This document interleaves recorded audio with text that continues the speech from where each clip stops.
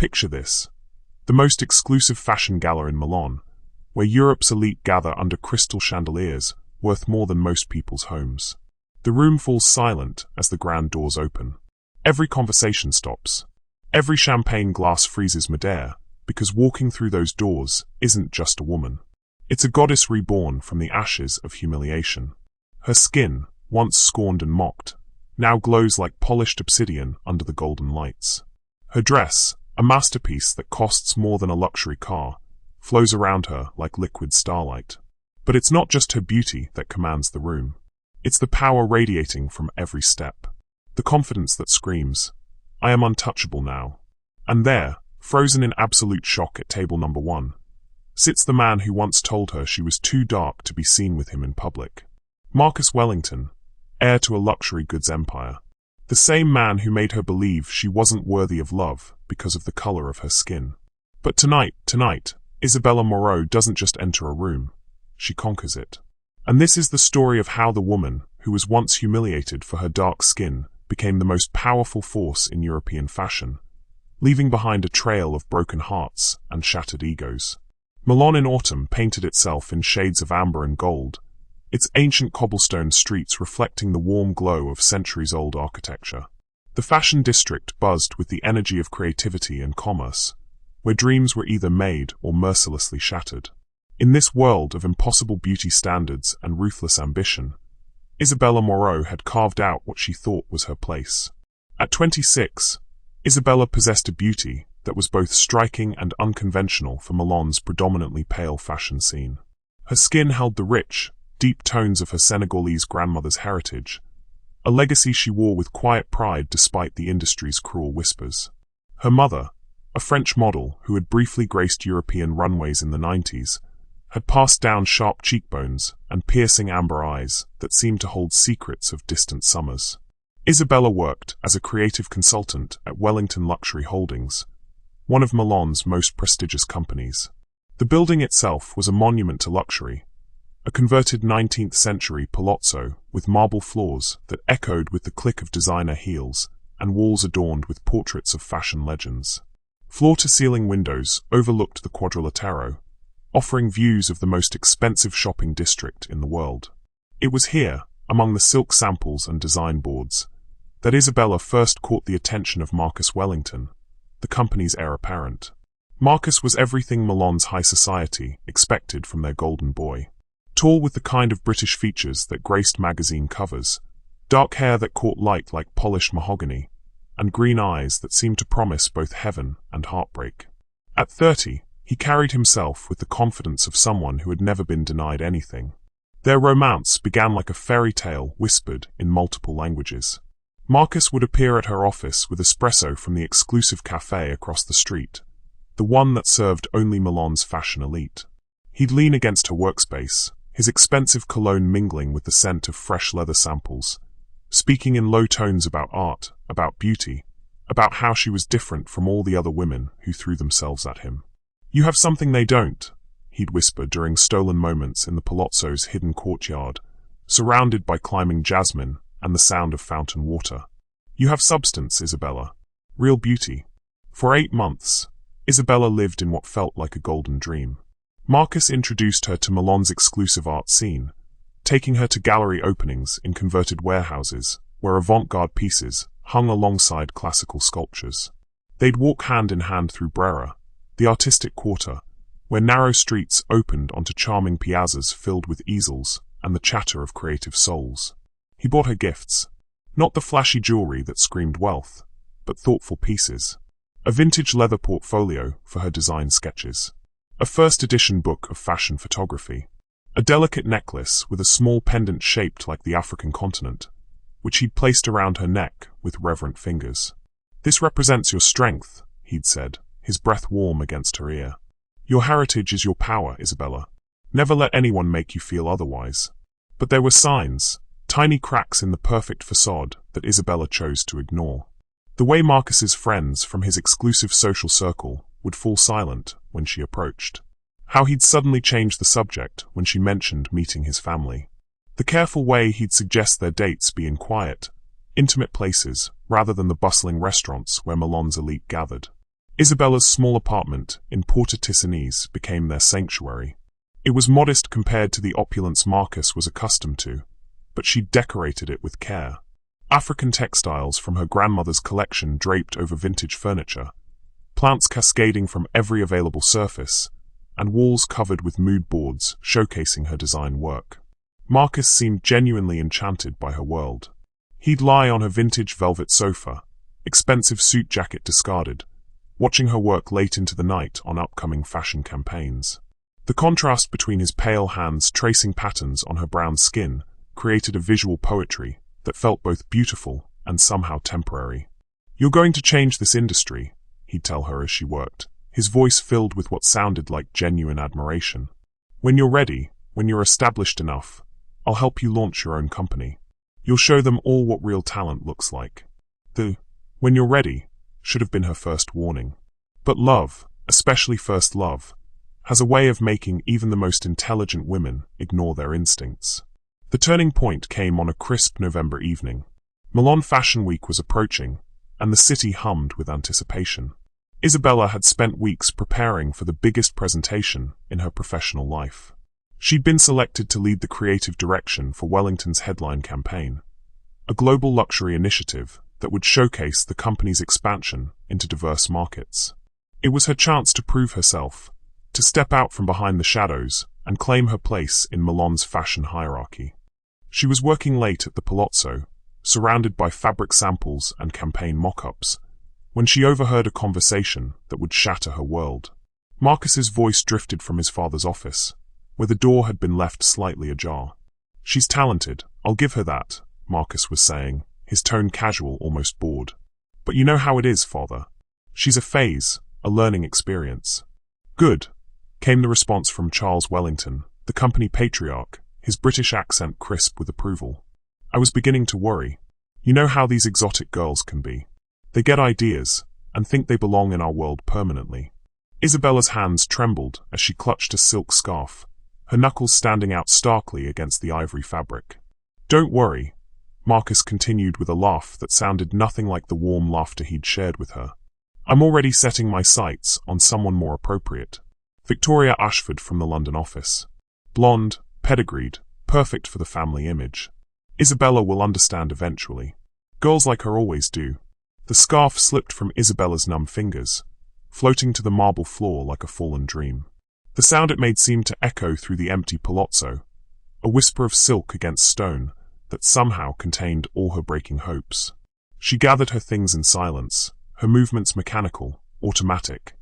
The portfolio he'd given her, the sketches she'd worked on for their future together, the small pendant necklace that now felt like a chain around her throat. That night, Isabella sat in her apartment as Milan sparkled outside her windows, the city's lights blurring through her tears. She looked at her reflection in the antique mirror she'd inherited from her grandmother, really looking at herself for the first time in months. Her dark skin, which Marcus had once claimed to worship, now felt like a mark of shame.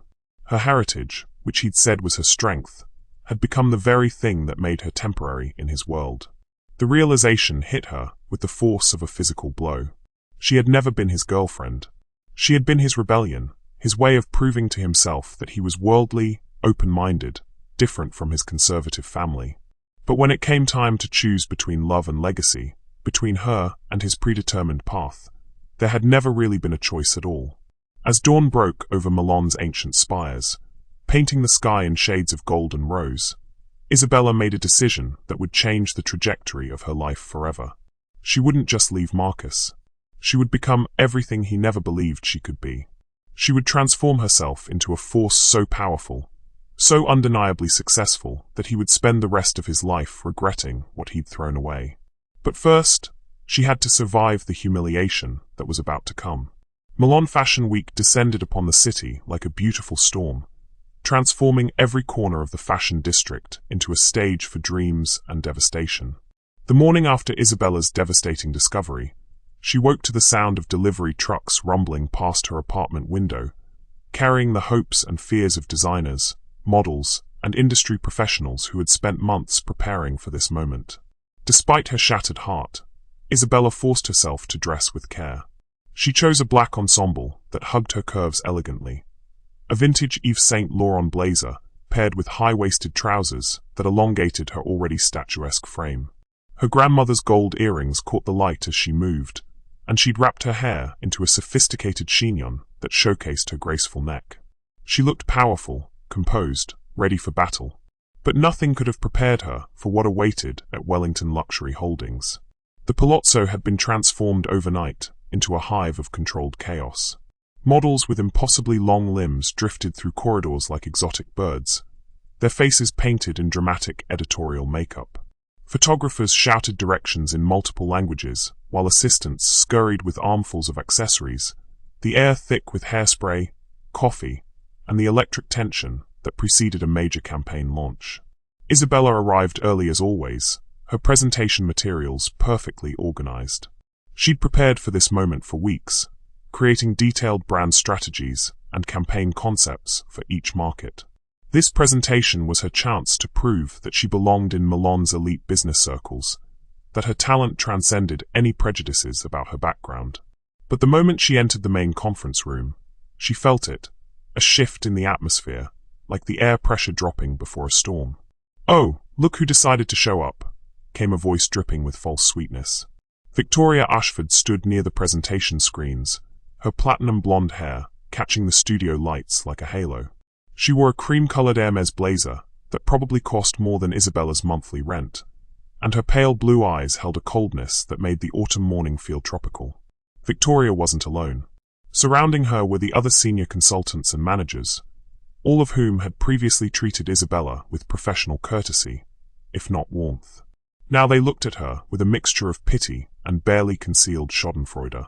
"I heard the most interesting news," Victoria continued, her posh London accent making each word sound like a precisely aimed arrow. "Something about temporary arrangements and, how shall we put it, expired welcome periods." The other women giggled, a sound like breaking crystal that echoed off the palazzo's ancient walls. Isabella felt her chest tighten, but she lifted her chin and moved toward her assigned area with as much dignity as she could muster. "I don't know what you're implying," Isabella said quietly, beginning to unpack her presentation materials with hands that barely trembled. "Oh, darling," Victoria laughed, the sound musical and vicious. "There's no need to pretend. Marcus told me everything about how you actually thought it was serious. How you didn't understand that someone like him could never end up with someone like, well, you." The room had grown silent except for the distant sound of printers and the muffled conversations of the marketing team. Every ear was trained on this conversation, everyone waiting to see how Isabella would respond to this public dismantling. "Someone like me," Isabella repeated, her voice steady despite the fire building in her chest. "You know exactly what I mean." Victoria's voice dropped to a whisper that somehow carried to every corner of the room. "Dark, foreign, temporary. Did you really think the Wellington family would accept you? That Milan society would embrace you as one of their own?" Before Isabella could respond, Marcus appeared in the doorway. He looked every inch the Prince of Milan business, his dark hair perfectly styled, wearing a charcoal Seville rose suit that had undoubtedly been tailored specifically for his lean frame. But it was the expression on his face that delivered the killing blow. Not guilt, not regret, but mild irritation, as if Isabella's presence was an inconvenience he hadn't anticipated. "Isabella," he said with the same tone one might use to address a misbehaving child, "I need to speak with you privately." The walk to his office felt like a death march. The palazzo's marble floors, which had once seemed elegant and timeless, now felt cold and unforgiving beneath her feet. The portraits of business legends that lined the hallways seemed to watch her with disapproving eyes. Marcus closed the office door behind them and leaned against it as if blocking her escape route. The morning light streaming through the tall windows created a halo effect around his dark hair, making him look like an angel. A beautiful, terrible angel announcing her banishment from paradise. "I think it's best if you don't lead the presentation today," he said without preamble, his green eyes distant and professional. "Excuse me?" Isabella's voice cracked slightly. "Come on, Isabella, don't make this harder than it needs to be. You're intelligent enough to understand that our arrangement has run its course. I have obligations, family expectations, a future that was planned for me long before we met." Arrangement. The word tasted like poison on her tongue. "Is that what I was to you? An arrangement?" Marcus had the grace to look slightly uncomfortable, but his resolve didn't waver. You knew what this was. I never promised you anything permanent. I never said you were the one. You gave me this. Isabella's hand flew to the necklace at her throat, the small African continent pendant that had once symbolized his acceptance of her heritage. You told me my background was my strength. And it is, he said with infuriating condescension. But let's be realistic. My family has been in European business for 4 generations. There are certain standards, certain expectations. Victoria understands the business, understands the society. She fits. And I don't. It wasn't a question. Not in the way that matters for someone in my position. No. The honesty was more brutal than any lie could have been. Isabella stood there feeling as though she were dissolving from the inside out, watching the man she'd loved reduce her to a social inconvenience. Get out, she whispered. Isabella, get out. The words erupted from somewhere deep in her chest, carrying all the pain and rage she'd been holding back. Get out of your own office if you have to, but I can't look at you for another second. Marcus straightened his tie with practiced precision, his composure never cracking. Your final paycheck will be processed by the end of the week. I'll have security escort you out after you collect your things. He left her standing there, surrounded by business plans showcasing the visions she'd never get to execute, in an office that smelled like expensive cologne and broken dreams. The walk back to collect her belongings was the longest of Isabella's life. Every eye in the preparation area followed her movements as she packed her design materials, her sketches, her carefully curated presentation boards. The whispered conversations stopped and started like waves breaking against a shore. I heard she actually thought he'd marry her. Can you imagine the audacity? Someone should have told her earlier that this isn't America. Europe has standards. Victoria stood near the conference table, receiving final briefings on the presentation she would now lead. She'd clearly been chosen as Marcus's partner for the campaign launch, wearing a stunning white dress that made her look like a Nordic goddess. She caught Isabella's eye in the glass reflection and smiled, a smile as sharp and cold as a blade. Don't take it too personally, darling, Victoria called out, her voice carrying across the room. Marcus has always had a weakness for exotic flavors. But when it comes to the main course, he knows what's appropriate for his palate. The laughter that followed felt like acid on Isabella's skin. She zipped up her portfolio case with shaking hands, trying to maintain some shred of dignity as security approached. 2 large men in dark suits who looked like they'd rather be anywhere else. As they escorted her through the Palazzo's grand entrance, past the business journalists gathering for the campaign announcement, Isabella caught sight of her reflection in the massive mirror that dominated the lobby. She looked small, diminished, her dark skin seeming to absorb light rather than reflect it. For the first time in her life, she felt truly invisible. The Milan streets were bustling with Fashion Week energy. Street-style photographers capturing the perfectly dressed attendees, fashion editors air-kissing outside exclusive venues, models strutting between shows in outfits that cost more than most people's cars. But Isabella moved through it all like a ghost, feeling completely separate from the world she thought she belonged to. Her phone buzzed with messages from colleagues, some offering sympathy, others fishing for gossip. But it was a text from her best friend Camille that broke her completely. Saw the live stream of the Wellington presentation. Everyone's talking about it. Come over. We need wine, and we need to plan your comeback. Live stream. Isabella's humiliation had been broadcast to the entire business world. Every whispered insult, every cruel laugh, every moment of her public dismantling had been captured and shared for the entertainment of an industry that fed on scandal and suffering. The months following that fateful day were the darkest of Isabella's life. Milan, once a city of dreams and possibilities, had transformed into a maze of whispered judgments and closed doors. Word of her situation with Marcus had spread through the business community like wildfire, carrying with it a poison that contaminated every professional opportunity she pursued. It started with the rejections, polite at first, then increasingly transparent in their disdain. "I'm sorry, but we're looking for someone with a more established reputation," became the standard response to her portfolio submissions. Or worse, "We need someone who understands our brand's aesthetic," delivered with meaningful glances that made it clear her skin color didn't match their vision of luxury. Isabella's savings dwindled as quickly as her hope. Her small apartment in Porta Ticinese, once a sanctuary of creativity and warmth, began to feel like a prison. The African textiles that had once celebrated her heritage now seemed to mock her, colorful reminders of a background that had become her professional death sentence. The gossip magazines were relentless. Grainy photos of her walking through Milan appeared with captions like "Fashion's Fallen Angel" and "From Palazzo to Pavement." The articles didn't need to mention her race explicitly. The implications were woven through every carefully crafted sentence about inappropriate ambitions and cultural misunderstandings. But it was the encounter at Café Central that finally broke her. She'd gone there for a job interview with a small marketing agency, desperate enough to accept work far beneath her qualifications. The café, located in the heart of Brera, was one of Milan's most fashionable spots, the kind of place where models sipped cortados between castings and designers held impromptu meetings over aperitivos. Isabella had dressed carefully in a navy dress that spoke of quiet professionalism, her hair pulled back in a sleek bun that emphasized her elegant neck and the subtle gold earrings that had belonged to her grandmother. She looked every inch the successful creative professional she'd once been. But as she waited for her potential employer, she heard the laughter. At a corner table sat 3 women she recognized from the fashion scene. Junior editors from major magazines, their voices carrying across the café's warm, wood-paneled interior with its exposed brick walls and industrial lighting.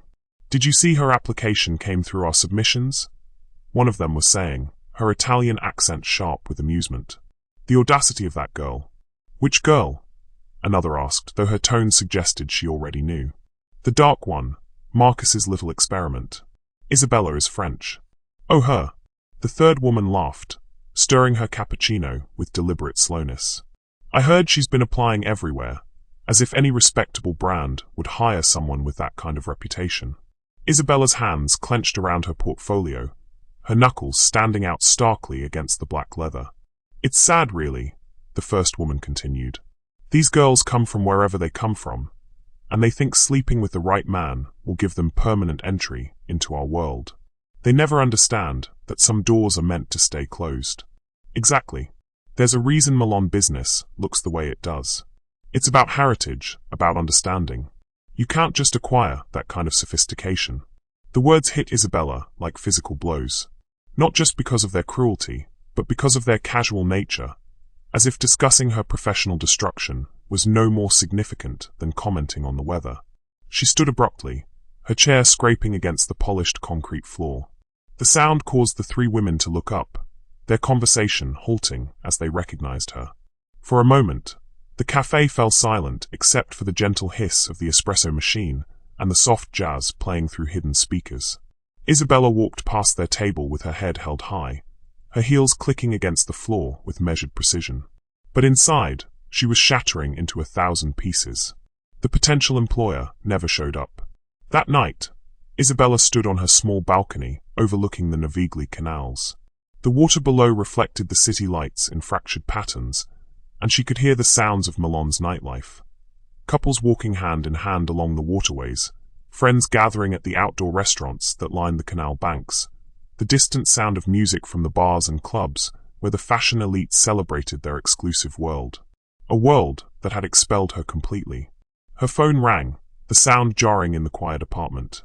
It was her mother calling from Paris, where she now worked as a fashion consultant for French designers trying to break into European markets. "Isabella, darling." Her mother's voice carried the warmth of home, speaking in the mixture of French and English that had been the soundtrack of Isabella's childhood. "I saw the articles. How are you holding up?" "I'm fine, maman," Isabella lied, her voice steady despite the tears streaming down her cheeks. "No, you're not. I can hear it in your voice. Listen to me. Come home. Come to Paris. I have connections here, opportunities. You don't need Milan." "But Milan is everything," Isabella whispered. "It's the fashion capital. If I can't make it here, then you make it somewhere else, or you make your own capital. Isabella, you have your grandmother's blood. She survived the colonial wars. I survived the industry's prejudices in the 90s. You think Milan's business snobs can destroy what we've built into your bones." After hanging up, Isabella walked through her apartment like a ghost. She stopped in front of the mirror that had once reflected her hopes and dreams. The woman looking back at her seemed like a stranger, hollow-eyed, diminished, a shadow of the confident consultant who'd once believed she could conquer the business world. Her reflection showed the truth she'd been avoiding. Milan hadn't just rejected her professionally. It had made her internalize their rejection of her very identity. She'd begun to see herself through their eyes, as someone who didn't belong, who'd overreached, who'd mistaken temporary acceptance for a permanent place. The breaking point came 3 weeks later. Isabella was walking through the Quadrilatero della Moda, delivering her last portfolio to a small accessories boutique, when she saw them. Marcus and Victoria emerging from Bulgari, their arms laden with shopping bags from Milan's most exclusive stores. They looked like a business magazine spread come to life. He in a perfectly tailored coat that emphasized his broad shoulders, she in a camel-colored cashmere ensemble that made her blonde hair look like spun gold. They were laughing about something, their heads close together in the kind of intimate conversation that had once belonged to Marcus and Isabella. Victoria's pale hand rested on his arm with casual ownership, and the enormous diamond on her ring finger caught the afternoon light like a beacon. They were engaged. The realization hit Isabella with the force of a physical blow. While she'd been struggling to find work, fighting to maintain her dignity in an industry that had marked her as untouchable, Marcus had been planning his future with the woman who'd orchestrated her public humiliation. As if sensing her presence, Marcus looked up. Their eyes met across the cobblestone street, and for a moment, time seemed suspended. She waited for some sign of regret, some acknowledgement of what they'd once meant to each other. Instead, he looked through her as if she were invisible, then leaned down to whisper something in Victoria's ear that made her laugh. They continued walking, their perfect lives uninterrupted by the sight of the woman whose heart Marcus had casually broken. That evening, Isabella sat at her small dining table, surrounded by rejection letters and overdue bills. Her laptop was open to job search websites, but every listing seemed to require connections she no longer had, recommendations from people who'd turned their backs on her. The apartment felt smaller than ever, the walls closing in with each breath. The sounds of Milan outside her windows, the eternal dance of ambition and beauty that had once called to her soul, now sounded like mockery. She was 26 years old, professionally blacklisted, financially struggling, and emotionally shattered. But as she sat there in the gathering darkness, something began to shift inside her. The pain that had been eating her alive for months started to transform into something harder, sharper, more dangerous. Anger. Not the hot, destructive anger that burns out quickly, but the cold, calculating fury that builds empires and destroys enemies. The kind of anger that had driven her grandmother to survive colonial oppression, that had powered her mother's journey from industry rejection to European success. Isabella stood up slowly, walking to the window that overlooked the city that had tried to break her. Milan spread out below her like a glittering web of lights and shadows, beautiful and treacherous and utterly indifferent to her suffering. "You think you've won?" she whispered to the night, her breath fogging the glass. "You think because I'm dark and foreign and broken that I'm finished? But you don't know who you're dealing with." She turned back to her apartment, seeing it with new eyes. Not as a prison, but as a cocoon. A place where something was about to be born that Milan's business elite had never seen before. The woman who'd been humiliated by Marcus Wellington was dying in this apartment. But rising from her ashes was someone infinitely more dangerous. A woman with nothing left to lose and everything to prove. Isabella Moreau was about to disappear, and in her place would emerge someone who would make Milan's fashion world tremble. The metamorphosis was about to begin. 6 months after her breakdown, Isabella stood in the departure lounge of Milan Malpensa Airport, a black leather suitcase at her feet, and a one-way ticket to New York City clutched in her manicured hand. The woman boarding that plane bore little resemblance to the broken consultant who had once begged for scraps from Milan's business table. Her transformation had begun the night she decided to stop being a victim and start being a victor. The first step had been leaving Milan entirely, not in defeat, but in strategic retreat. She'd liquidated everything. Sold her furniture, her vintage clothes, even her grandmother's jewelry, except for the gold earrings that had become her talisman. Every euro went toward her rebirth. New York welcomed her with the brutal honesty she needed.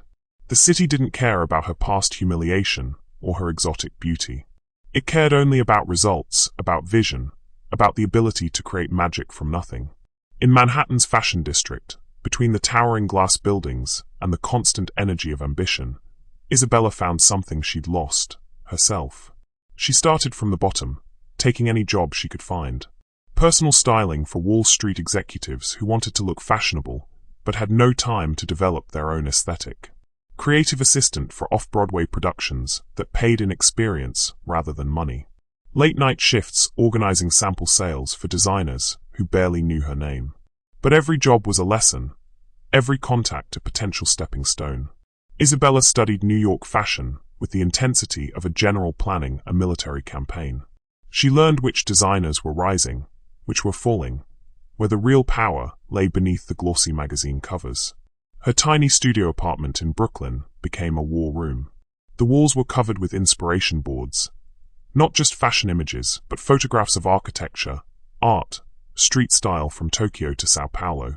She was developing something that Milan's insular fashion scene lacked. A global perspective that could bridge cultures rather than divide them. The breakthrough came during New York Fashion Week, 18 months after her arrival. Isabella had been hired as a backstage assistant for an up-and-coming designer named David Chun, a Taiwanese-American whose avant-garde pieces were just beginning to catch the attention of major fashion editors. The show was a disaster from the beginning. The lead stylist had food poisoning, 3 models were stuck in traffic, and the collection, inspired by urban architectural elements, looked disjointed and confused under the harsh backstage lighting. "We're screwed," David muttered, running his hands through his perfectly disheveled black hair. "Anna Wintour is in the front row, and this looks like a community college fashion show." Isabella had been organizing accessories when she heard him. She looked at the chaos around her.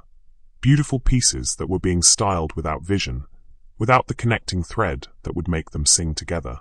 In that moment, she saw what David couldn't. The collection wasn't about architecture at all.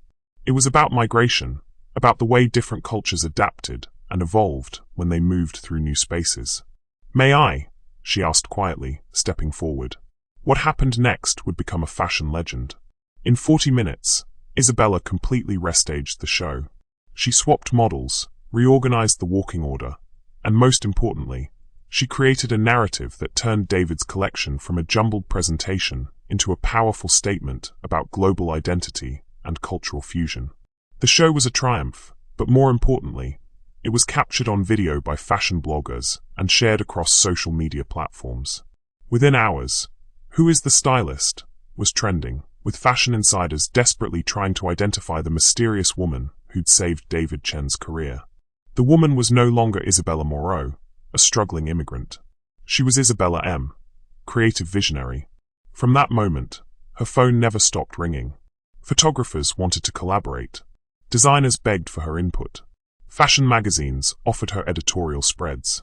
But Isabella was strategic in her choices, building her reputation piece by carefully chosen piece. She worked with emerging photographers whose work challenged conventional beauty standards. She styled shoots that featured models from every continent, every shade of skin, every type of beauty that the fashion industry had traditionally ignored. Her work appeared in Vogue, Harper's Bazaar, Elle, but always on her terms, always with her vision of inclusivity and global sophistication. Within 2 years, she'd launched her own styling and creative consulting company, Moreau Creative. The name itself was a statement, no hiding behind initials or pseudonyms. She was proudly French, proudly African, proudly everything that Milan had told her she couldn't be. Her team was as diverse as her vision. Stylists from Sao Paulo and Seoul, photographers from Lagos and London, makeup artists who understood beauty in all its forms. They worked out of a converted warehouse in Long Island City, its exposed brick walls and floor-to-ceiling windows, creating a space that felt both industrial and intimate. The walls of Moreau Creative were covered with mood boards that told stories, not just of fashion, but of culture, of movement, of the beautiful complexity of human identity. There were images of Senegalese textiles next to Japanese street fashion, French architectural details alongside Brazilian carnival costumes. It was everything Milan's exclusive fashion scene wasn't. Open, inclusive, revolutionary. But success in New York was only the first phase of Isabella's master plan. Because while she was building her empire in Manhattan, she was also carefully orchestrating her return to Europe. Not as the broken woman who'd fled Milan in shame, but as a conquering force that would redefine European fashion on her own terms. The opportunity came in the form of an invitation that would have been unthinkable 3 years earlier. London Fashion Week wanted her to style their headline show, a retrospective celebrating global influences on European design. The irony wasn't lost on her. The same industry that had rejected her for being too exotic now wanted to capitalize on the very diversity they'd once scorned. Isabella accepted, but on her conditions. She would style the entire show, choose the models, and control every aspect of the presentation. More importantly, she insisted on creative control over the guest list and seating arrangements. The show took place at the Tate Modern, its industrial architecture providing the perfect backdrop for Isabella's vision. She'd chosen pieces from designers across Europe, but styled them in ways that celebrated their multicultural inspirations rather than hiding them. A Valentino gown was paired with Mossad jewelry. A Saint Laurent jacket was styled with a head wrap that spoke to its African influences. Each look told a story of cultural exchange and artistic evolution. But the real masterstroke was the finale. Instead of the traditional wedding dress closing, Isabella had created something unprecedented. A series of looks that celebrated female power across cultures. The final model, a stunning black British woman with natural hair that formed a crown around her head, wore a dress that seemed to be made of liquid gold, its silhouette inspired by both European ball gowns and traditional African royal robes. As she walked down the runway, every phone in the audience came out. Fashion editors live-streamed. Instagram stories proliferated. The hashtag IsabellaMRevolution began trending within minutes. But the person Isabella was really performing for wasn't in London at all. The morning after the show, as fashion blogs declared it the most important presentation in a decade and brands began bidding for her services, Isabella received the call she'd been waiting for. "Miss Moreau." The voice was crisp, professional, unmistakably Italian. "This is Giovanni Alberti from the Milan Fashion Council. We'd like to discuss an opportunity." Milan wanted her back, not as a junior consultant begging for scraps, but as the creative director for their most prestigious event. The annual Milan Fashion Gala, a fundraising event that drew European royalty, Hollywood celebrities, and fashion industry titans. It was the kind of position that could have been her life's crowning achievement just a few years earlier. Instead, it was merely another step in her carefully orchestrated return to power. The conversation was delicate. Both sides knew the history, the reasons for her departure, the whispers that had followed her exit from Milan's fashion scene. But fashion, like all industries built on novelty and reinvention, had a short memory when it came to talent that could generate headlines and revenue. "We're particularly interested in your global perspective," Alberti said carefully. "Milan is evolving, becoming more international. We need someone who understands how to bridge different worlds." Isabella smiled as she looked out the windows of her New York office, where the Manhattan skyline stretched endlessly into the distance. "I understand perfectly," she said. "When do you need an answer?" "Well, the gala is in 6 weeks. We know it's short notice, but—" "I'll take it," she interrupted. "But I have conditions." The conditions were non-negotiable. Complete creative control. Her choice of venue. Her selection of honorees and entertainment. And most importantly, she would personally approve the guest list.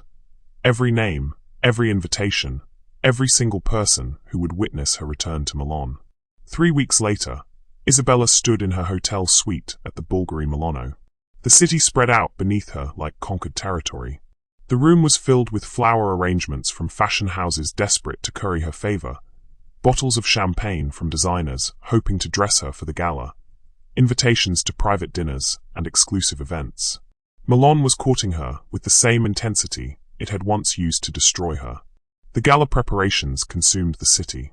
Isabella had chosen the Palazzo Reale as the venue, its neoclassical architecture providing the perfect backdrop for an event she'd titled The Future of Fashion.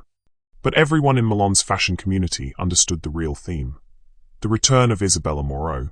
Her team had flown in from New York, transforming the Palazzo into something that had never been seen in Milan before. The traditional red carpet was replaced with a runway that told a story, each section representing a different continent, a different culture, a different vision of beauty. The ballroom itself was decorated with installations that celebrated global artistry. Textiles from Ghana, sculptures from Brazil, photographs from India. But the most talked about element of the gala wasn't the decor or the entertainment. It was the guest list. Because sitting at table 1, in the seats traditionally reserved for Milan's fashion royalty, were Marcus Wellington and his fiancée Victoria Ashford. Isabella had personally ensured their invitation, had specifically requested their presence at her moment of triumph. Not out of forgiveness or nostalgia, but as witnesses to her metamorphosis. They would sit in the front row and watch as the woman they'd tried to destroy became the most powerful person in the room. The night before the gala, as Isabella prepared for the event that would cement her return to European fashion, she stood before the mirror in her suite and saw the reflection of someone she barely recognized. Gone was the broken woman who'd fled Milan in shame. In her place stood a force of nature, confident, powerful, utterly in control of her destiny. Tomorrow night, she wouldn't just attend Milan's most exclusive event. She would own it. She would stand in the city that had rejected her and show them exactly what they'd thrown away. But more than that, she would prove that sometimes the best revenge isn't destruction. It's transformation.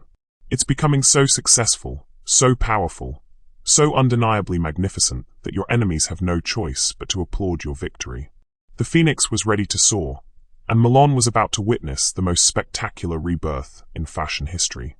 The night of the Milan Fashion Gala, the city held its breath. Palazzo Reale had been transformed into something beyond opulent. It was a temple to beauty, power, and the kind of cultural sophistication that Milan had always claimed to embody, but rarely achieved. Isabella's vision had turned the traditional stuffy charity gala into something revolutionary.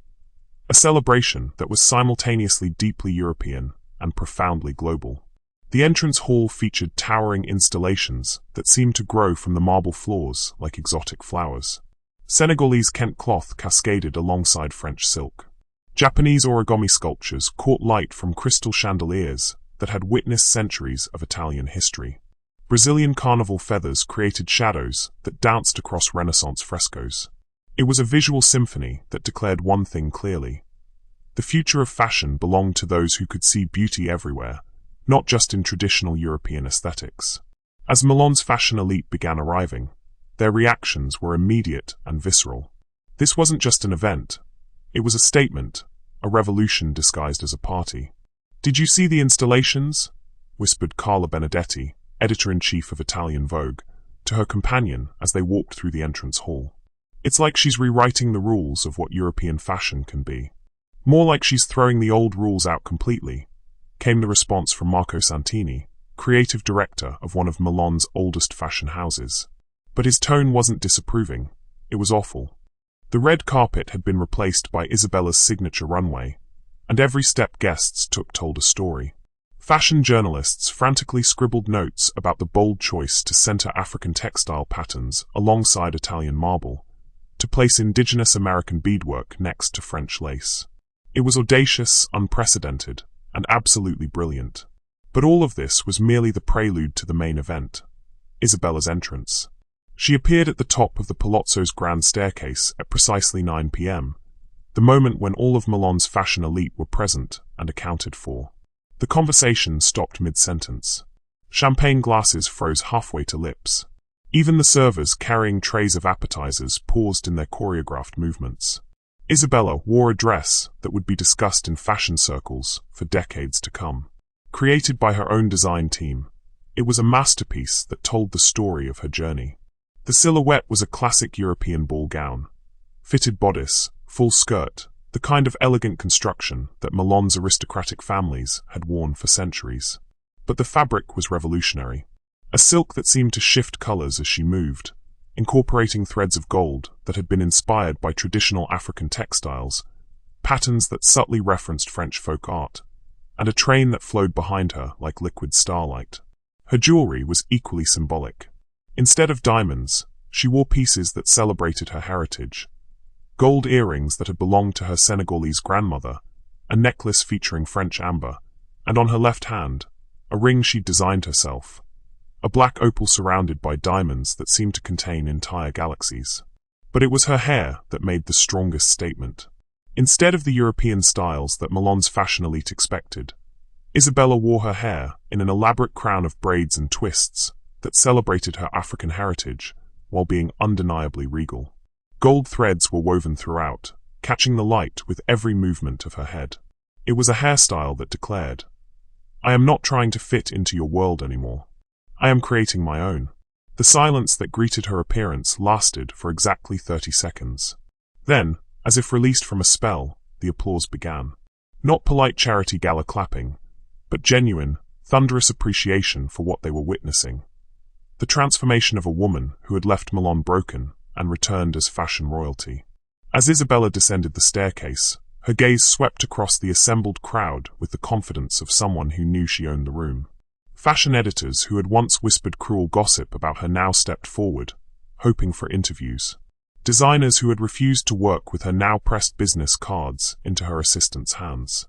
But her eyes found and held the gaze of only two people, Marcus Wellington and Victoria Ashford, seated at their premium table like beautifully dressed mannequins in a shop window.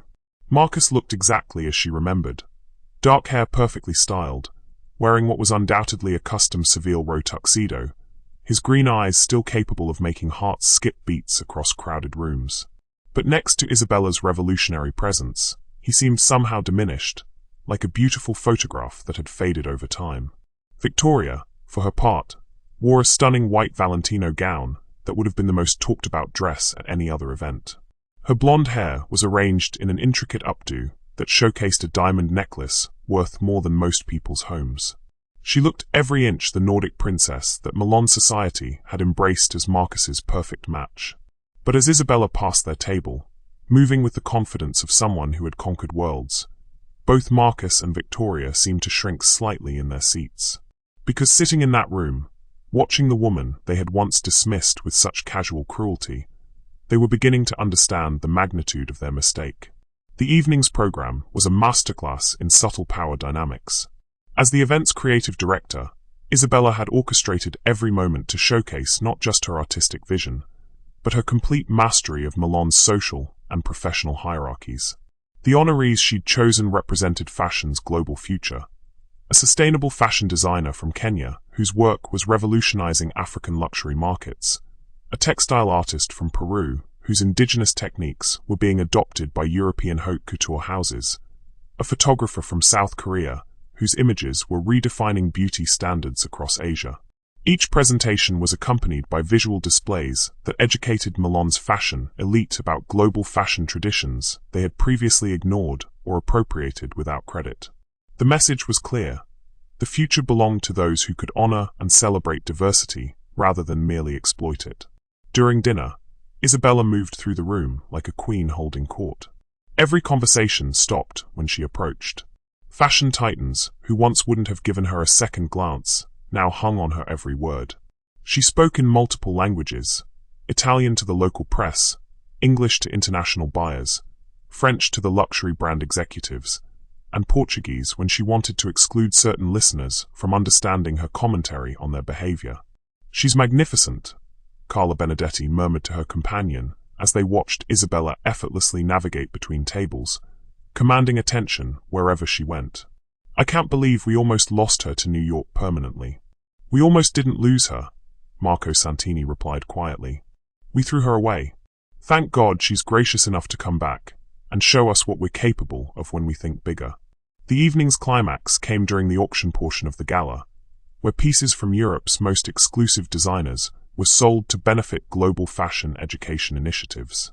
Isabella had personally curated the collection, and her introductions to each piece were masterclasses in fashion history and cultural appreciation. But the moment everyone was waiting for came when she introduced the final lot. A couture gown created specifically for the gala by a collaboration between European and African designers. "Fashion," Isabella said, her voice carrying clearly through the Palazzo's acoustically perfect ballroom, "has always been about storytelling, about taking the threads of human experience and weaving them into something that speaks to our souls." She paused, her gaze sweeping across the room, lingering for just a moment on Marcus and Victoria's table. For too long, European fashion has told only one story. A beautiful story, but incomplete. Tonight, we celebrate the beginning of a new chapter, one where beauty is not defined by exclusion, but by inclusion, where excellence is measured not by conformity, but by innovation. The applause was thunderous, but Isabella wasn't finished. This gown represents everything fashion can become when we embrace our global heritage instead of fearing it. When we see diversity as our strength rather than our challenge. The model who appeared wearing the gown was breathtaking. A young woman whose features spoke to mixed heritage, her skin a rich brown that seemed to glow under the palazzo's lights. The dress itself was a work of art. Traditional European ball gown construction elevated by African textile techniques, French embroidery patterns, and Asian silk treatments. It was everything that Milan's fashion scene claimed to be, but rarely achieved. Truly international, genuinely innovative, completely stunning. The bidding began at €50,000 and quickly escalated. Fashion houses, luxury conglomerates, and private collectors competed for the piece that represented fashion's new direction. But as the price climbed toward €200,000, a voice cut through the excitement. €300,000. The voice belonged to Marcus Wellington. Every head in the room turned toward table 1, where Marcus had stood, his hand raised, his green eyes fixed on Isabella with an intensity that made the air in the room seem to vibrate. For a moment, the palazzo was completely silent. Even the servers stopped moving, sensing they were witnessing something historic. Isabella looked at him across the crowded room, her expression unreadable. Here was the man who had once told her she was too exotic for his world, bidding an astronomical sum for a dress that celebrated everything he had once rejected about her. €300,000, the auctioneer repeated, his voice barely concealing his excitement. Do I hear €350,000? The silence stretched for 10 seconds. 20. 30. Going once, the auctioneer began. €500,000. This time the voice was Isabella's. She was bidding on her own creation, and everyone in the room understood why. This wasn't about the dress. This was about power, about control, about ensuring that Marcus Wellington's money couldn't buy what she had built from the ashes of his rejection. €500,000, the auctioneer repeated, his voice now trembling slightly. Do I hear? No, Marcus said quietly, but his voice carried across the silent room. He sat down slowly, his face flushed with what might have been embarrassment, regret, or something else entirely. Sold, the auctioneer declared, to Miss Isabella Moreau for €500,000. The applause that followed was different from what had come before. It was respectful, awed, and slightly afraid, because everyone in that room had just witnessed something unprecedented. The complete reversal of Milan's fashion hierarchy. The woman who had once been discarded as unsuitable for European fashion had just spent €500,000 on a dress that represented everything Europe's fashion elite was scrambling to embrace. She had the power, the money, the artistic vision, and most importantly, the complete confidence of someone who no longer needed their approval. As the evening wound down and Milan's fashion elite began making their way toward the exits, many stopped to speak with Isabella. Business cards were exchanged, collaborations were discussed, invitations to exclusive events were extended. But the conversation everyone wanted to witness, the moment between Isabella and Marcus, never came. Marcus lingered near his table as the crowd thinned, clearly hoping for a private word. Victoria had already left, claiming a headache, but everyone could see she couldn't bear to watch her fiancé's obvious fascination with the woman who had outshone her so completely. Isabella, for her part, moved through her goodbye conversations with regal grace, thanking supporters, making plans with collaborators, accepting congratulations from industry titans. She was polite, professional, and utterly in control.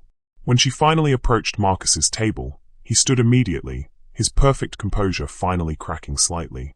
Isabella, he began, his voice carrying all the emotion he'd been suppressing throughout the evening. I need to.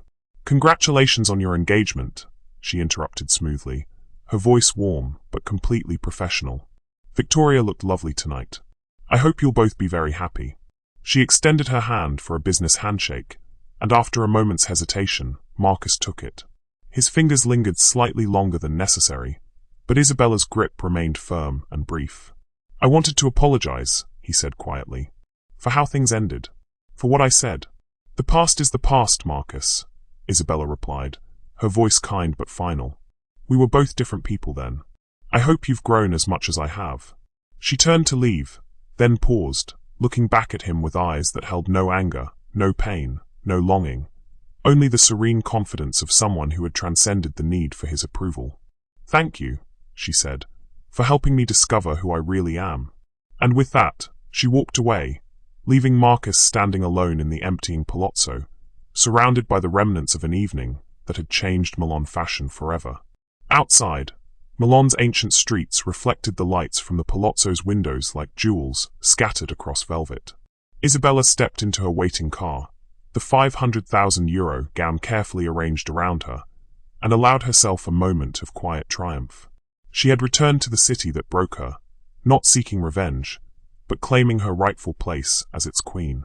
She had shown Milan's fashion elite what they could become when they embraced excellence without exclusion, beauty without boundaries. Most importantly, she had proven to herself that she no longer needed their acceptance. She had become someone whose approval they now desperately sought. The girl who had once believed Marcus Wellington was her ticket to fashion success was gone forever. In her place sat a woman who had built her own empire, defined her own standards of beauty, and created her own version of success. As her car pulled away from Palazzo Real, Isabella looked back one final time at the building where she had orchestrated the most complete professional and personal victory of her career. Tomorrow she would fly back to New York, where Moreau Creative was expanding into new markets, signing new clients, and continuing to revolutionize how the world thought about fashion and beauty. But tonight belonged to Milan. Tonight belonged to the memory of a broken woman who had refused to stay broken, who had transformed her humiliation into power, and who had returned to claim not revenge, but something far more valuable, her destiny. The phoenix had not only risen, she had soared higher than anyone had ever imagined possible.